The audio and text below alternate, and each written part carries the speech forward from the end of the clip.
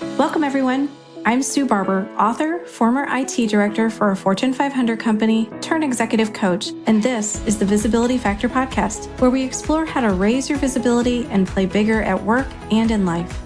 We'll explore key topics and welcome guests that help you shift your thinking about yourself so you can see new possibilities for your leadership. I'm on a mission to create a visibility movement for leaders to show their value and be seen for their true talent. Are you ready to take the next step towards a higher level of visibility for yourself? Let's go. Today's episode of the Visibility Factor podcast is brought to you by Amplify You, the ultimate program designed to unleash your full potential and amplify your success. Imagine having a personal coach cheering you on, guiding you through a journey of self-discovery, and helping you break free from those limiting beliefs that have been holding you back. That's exactly what Amplify You is all about. Whether you're a leader now or aspiring to be one, this program is your ticket to a more confident, empowered you. It's like having a supportive friend in your corner encouraging you to dream big. It's about having the career success that you want and creating a life you truly deserve. Amplify You offers a unique experience to help you build the confidence to tackle any challenge life throws your way. If you're interested in learning more about the program, please visit susanmbarber.com and click on the menu item Programs. Are you ready to transform your life and your career? Let's make it happen.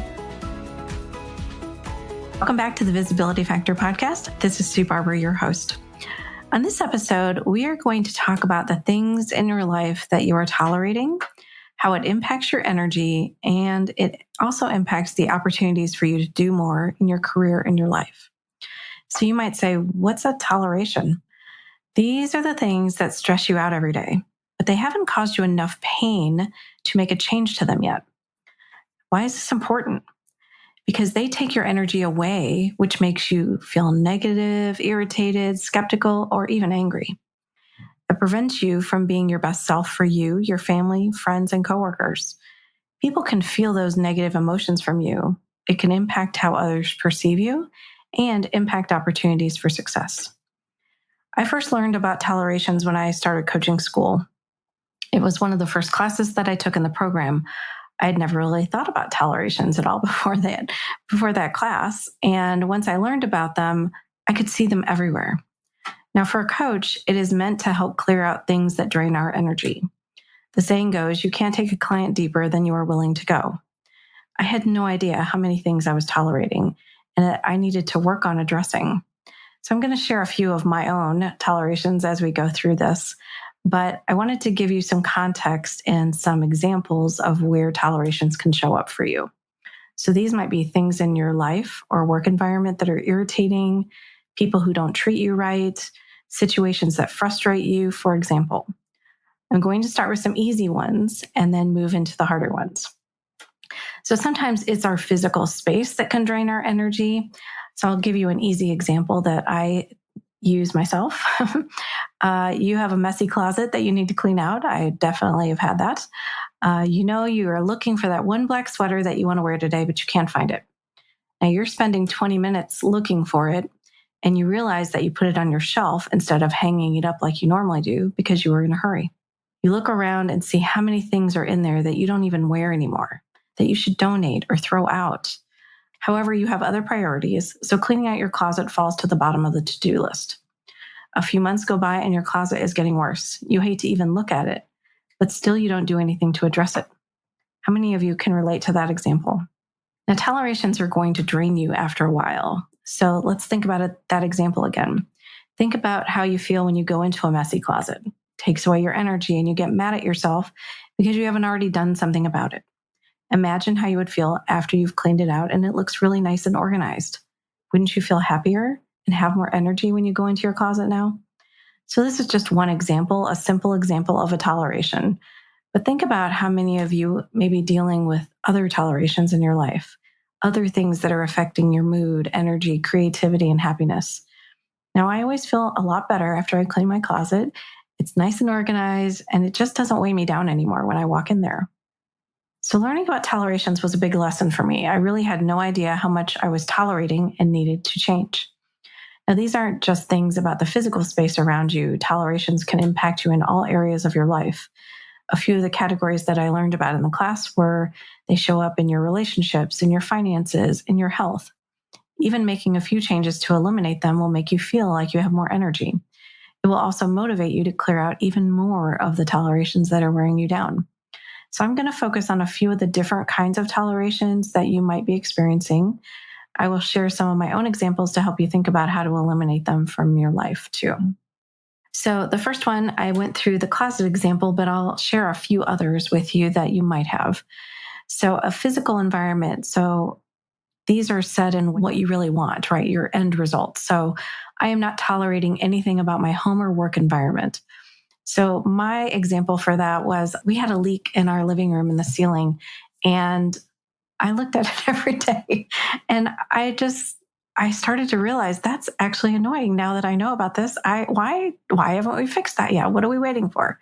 So I talked to my husband and he fixed it. And I don't know, like it was just not a priority. And so sometimes when you go into a room and you see that, it just doesn't give you good energy, right? I have nothing around the house or in storage that I do not need. So are you getting rid of clutter, things that you don't need around? My home is clean and comfortable, uncluttered, organized, maintained. My appliances work well. At the time I went through this, we have a stove that was here at our house, and it has like an electronic igniter.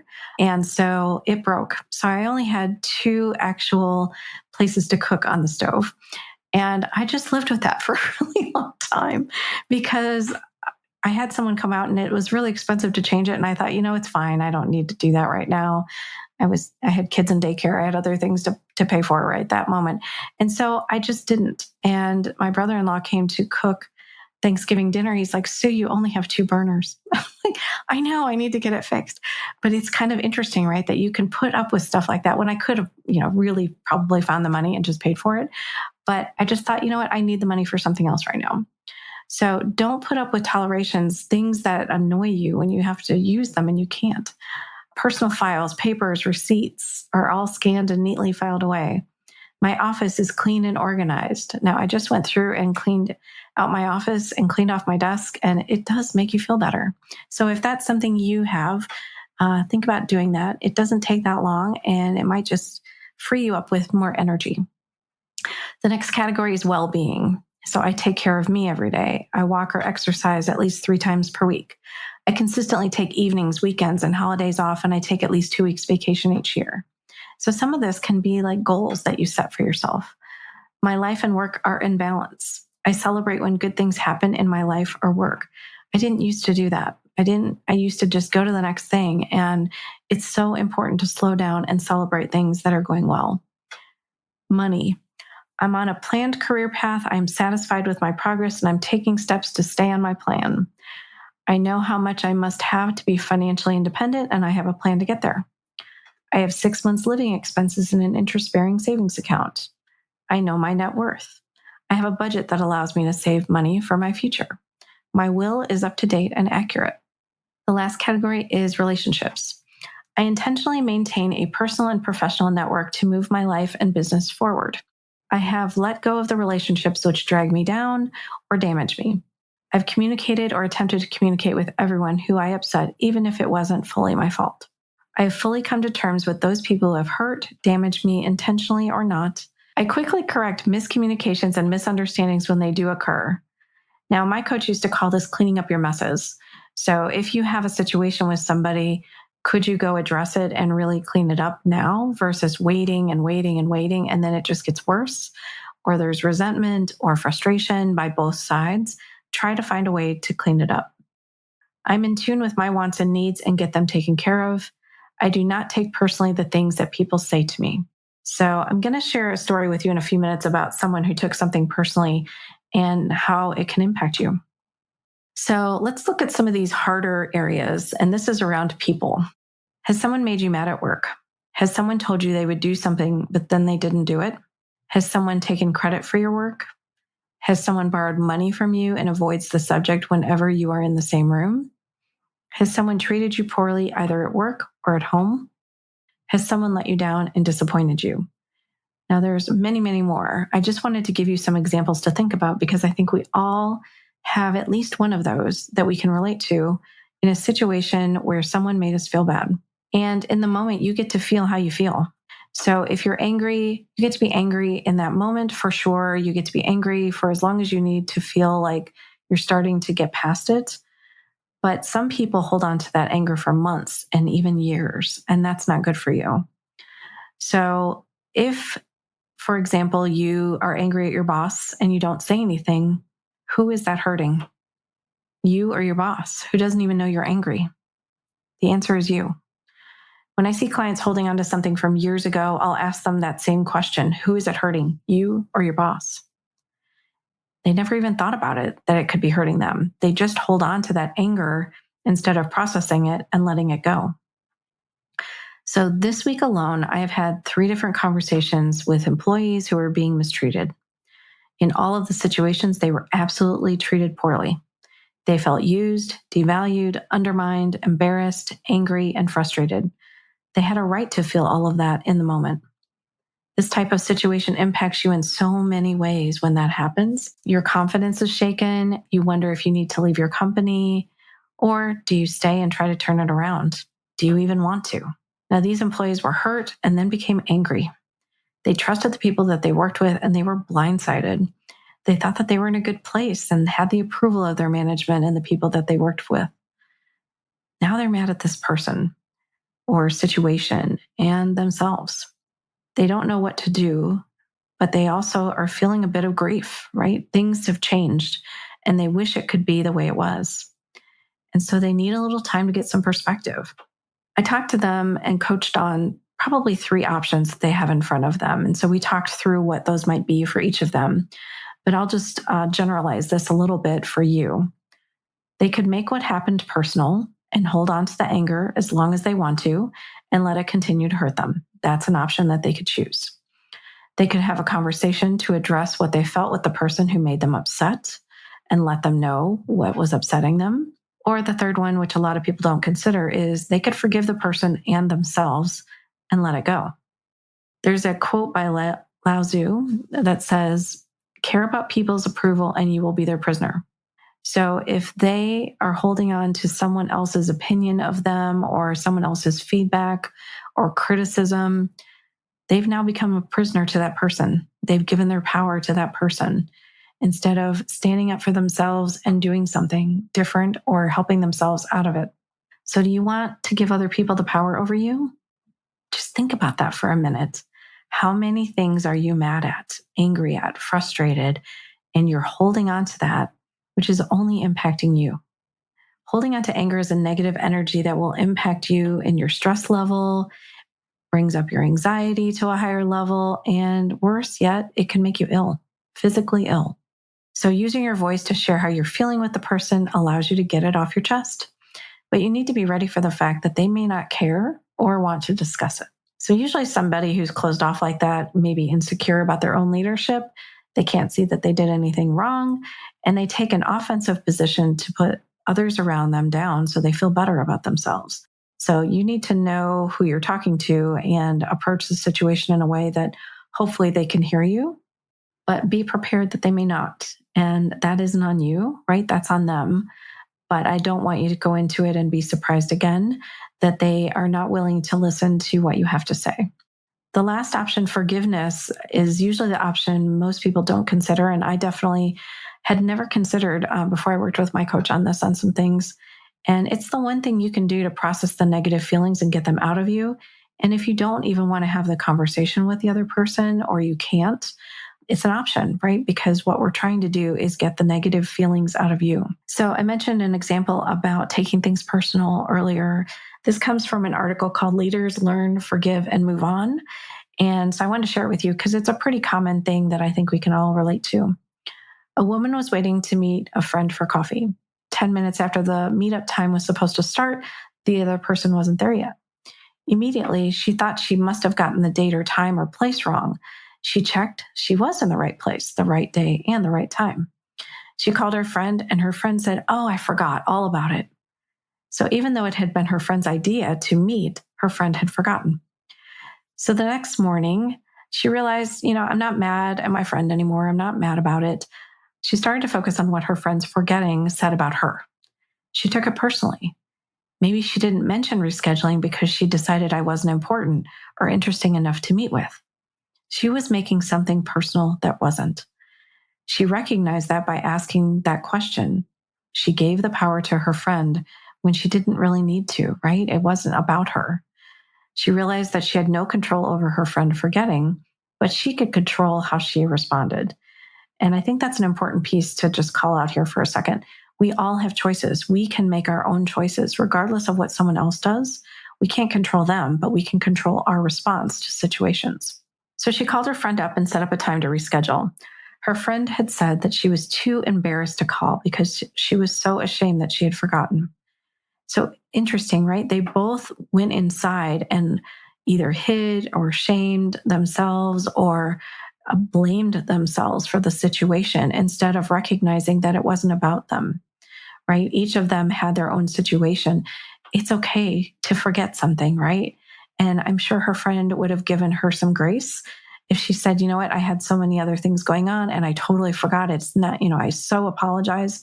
I never meant for that to happen. It's not about you. I'm so excited to see you. She could have said something like that, right? But she probably went into shame immediately and couldn't even get those words out.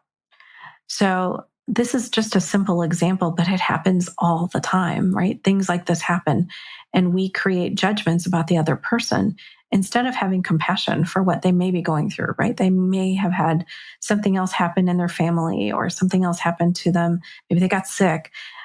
It's up to them whether they want to share that or not. But in my world, I try to assume the best, right? I try to assume that that person did not mean that. And even if, they forgot, has nothing to do with me, right? And you have to start to do that for yourself to recognize that you cannot control what someone else does.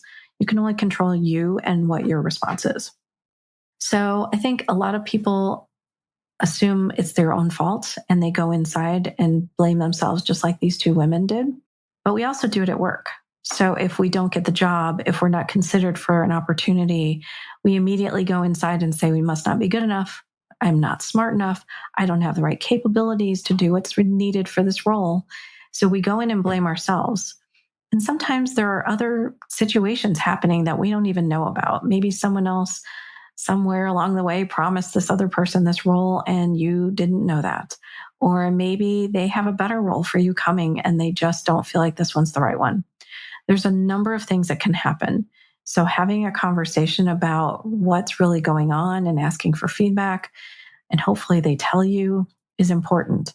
But you can't control everything else. All you can control is your response and how you show up and how you respond to that situation. And that means it may be challenging, but you have to go in with confidence repeatedly after that. Because what if that situation had nothing to do with you, but you suddenly blame yourself and start acting like you don't know enough, you're not smart enough? It changes the way they see you then. We want to have them see you in the best way always, as much as we can. And I'm not saying you can't react and can't be disappointed and all of that. You can. And it's okay to say, I'm disappointed. I thought I was going to get that role and now I didn't. But I'm going to come back stronger, right? I'm going to do more things to help show you I'm ready for this role. Or I'm going to be having conversations in another area to see if those are roles that are maybe a better fit for me. It's all about how you respond. So we're all human. We see the world through our own lens. Our experiences, values, and beliefs affect how we see ourselves and how we see others. So I just want to give you a few things to think about here. Check your assumptions in these situations and consider that the other person may be going through things that have nothing to do with you. Don't give your power away to someone else ever. All good people behave badly at times, right? We all make mistakes, and it doesn't define who they are or who you are. Self-worth comes from the inside out, not the outside in. So someone else cannot determine your worth. Just because they say you're good or not good, that doesn't change that you have worth. You're born with it. You don't have to do anything to have it. So don't be quick to sell yourself short.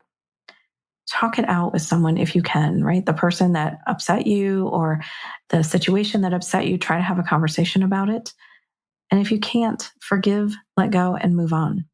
Try to do something else that's going to bring you joy, that's going to make you happy.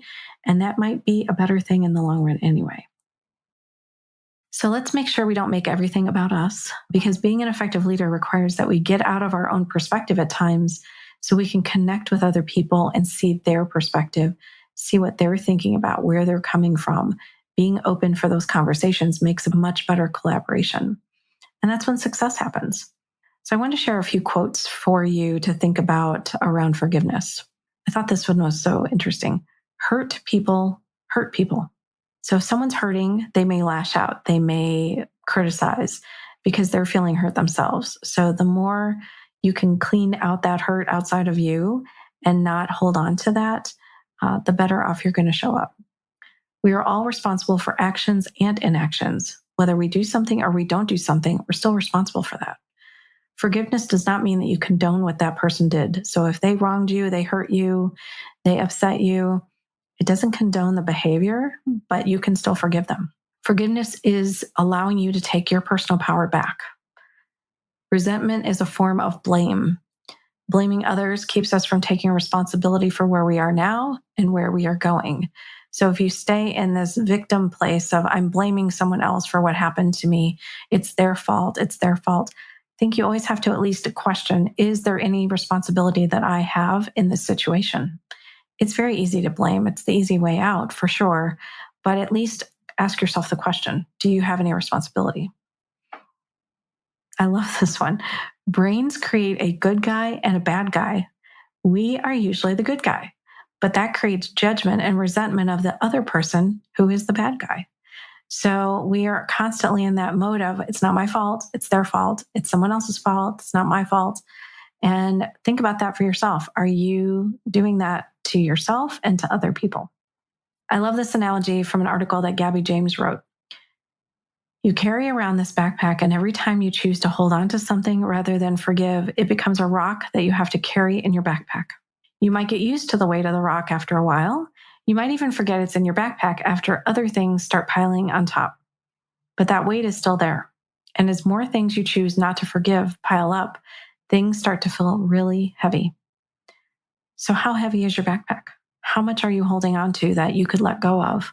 Something that maybe happened years ago to a friend or a family member or a coworker. Is it really serving you to hold on to it? Is it helping you? And what could be different if you emptied all of that out of you?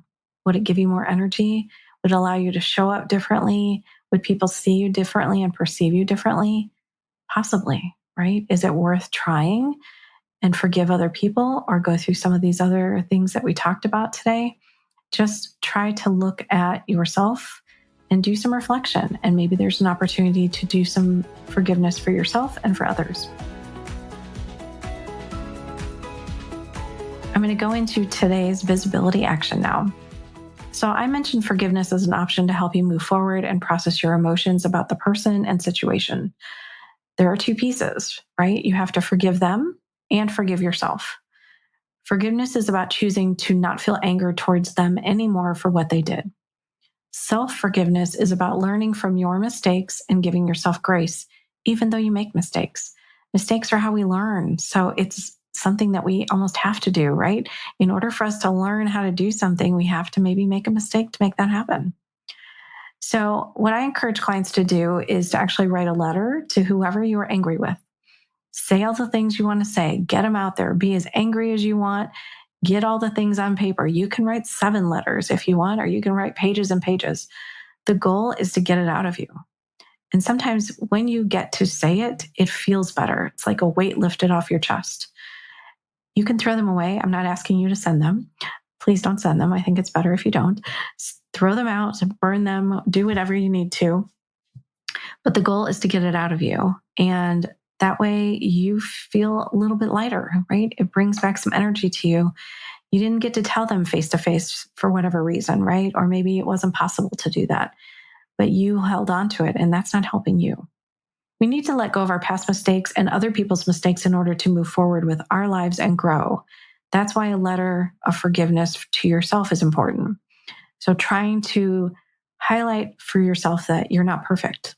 You make mistakes. We don't always all have the answers when we need them. And sometimes we mess up, and that's okay. So you get to have grace for yourself too. And so even if you're not always thinking about the mistakes or others' wrongdoings towards you, holding on to those things are mentally wearing you down. They're holding on to you and taking your energy that you could be doing something super positive with, right? You could be doing something that you love and brings you joy. But if you sit in that place of, I need to hold on to this because I'm still angry, is it helping you or not? You can't be the best leader when you're holding on to all of that. You need your energy to show up how you want to be, and forgiveness is the key to doing that. So just like I talked about as a coach, I can't hold on to all of that stuff because I won't be the best coach for my clients. Same thing goes true for you. You can't be the best leader for your team or for your organization. You can't be the best parent or family member for your family if you're holding on to these things, because remember, your team members are watching you, your children might be watching you. People are watching to see how you handle these things. So try to make the best choice for you that helps you be healthy and happy and get the things out of life that you want for yourself and for your career. Thanks so much for joining today on the Visibility Factor podcast, and we'll catch you on the next one. Thanks so much for listening to the Visibility Factor podcast. Remember that visibility starts with small steps that are intentional and consistent each day. Be bold, be visible, be the leader you were meant to be. Find us and subscribe on Apple Podcasts, Spotify, and wherever else you listen to podcasts. Follow us on all of our social media platforms, which are highlighted in the show notes. Thank you for listening, and we'll see you next time on the Visibility Factor podcast.